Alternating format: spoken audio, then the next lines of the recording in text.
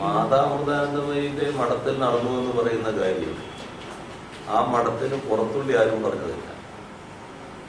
അവരുടെ കൂടെ ഇവർക്ക് വലിയ സ്ഥാനമായിരുന്നു നടത്തില്ല. ഈ പറഞ്ഞ വിദേശ വൈദ്യയാണ്. അവര് നല്ലതുപോലെ ആദരിക്കപ്പെട്ട ഒരു വ്യക്തിത്വമായിരുന്നു എന്നാണ് പറയുന്നത്. പക്ഷെ അവർക്കുണ്ടായ അനുഭവങ്ങളാണ് അവരിപ്പോൾ പറഞ്ഞിട്ടുള്ളത്.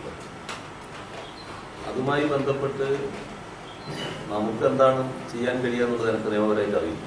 അത് അവരൊരു പരാതിയായിട്ട് ഇവിടെ ഉന്നയിച്ചിട്ടില്ല. ഇപ്പൊ അവരൊരു പുസ്തകമായിട്ട് എഴുതിയിട്ടുണ്ട് കാര്യം.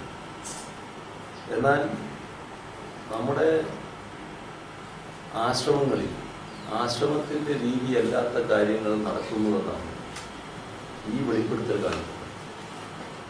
ഇത് സർക്കാർ ഗൗരവമായിട്ട് കാണിക്കണം. അതിനെപ്പറ്റി പ്രതികരണം വന്നതല്ല ഗൗരവമായിട്ട് കാണിക്കുന്നത്.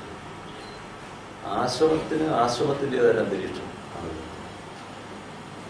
ആശ്രമം എന്നത് സാധാരണ ചെല്ലുന്ന പലരും ഈ ലൗകിക ജീവിതത്തിൽ താല്പര്യമില്ലാതെ ആശ്രമ ജീവിതം നയിക്കാൻ പോകുന്നത് അവർക്ക് അതിൻ്റെതായ ശാന്തിയും സമാധാനവും കിട്ടത്തക്ക അന്തരീക്ഷമാണോ അവർ? അല്ല, ഇവർ വെളിപ്പെടുത്തിയതുപോലെ ഉള്ള ചില സുഖങ്ങൾ ആസ്വദിക്കാൻ പറ്റുന്ന ചില വിഘടന്മാർ അവിടെ ഉണ്ടോ? അവരുടെ കളികളാണോ നടക്കുന്നത്? പറഞ്ഞത് മാതാമൃതാനന്ദമയിയുടെ ഏറ്റവും അടുത്ത ആളും ആ സ്ഥാപനത്തിന്റെ അമൃതാനന്ദമയിക്ക് പുറമേ നിയന്ത്രണം വഹിക്കുന്ന ആളെ കുറിച്ചുമാണ്.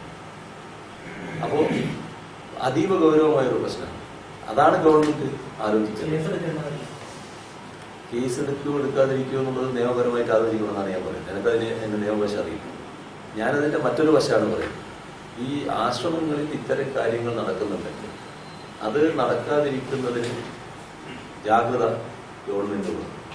ആശ്രമങ്ങളെ പറ്റി പൊതുവിൽ കാര്യങ്ങൾ മനസ്സിലാക്കണം, പഠിക്കണം, എങ്ങനെയാണ് കാര്യങ്ങൾ നടക്കുന്നത് എന്ന് മനസ്സിലാക്കണം.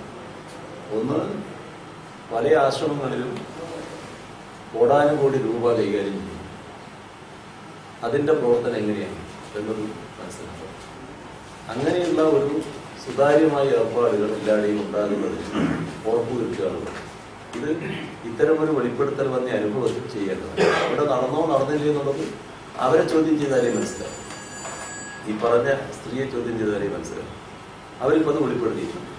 അപ്പോൾ ആശ്രമങ്ങളിൽ നല്ല ജാഗ്രത വെച്ച് പുറത്തു പോകാൻ കഴിയും.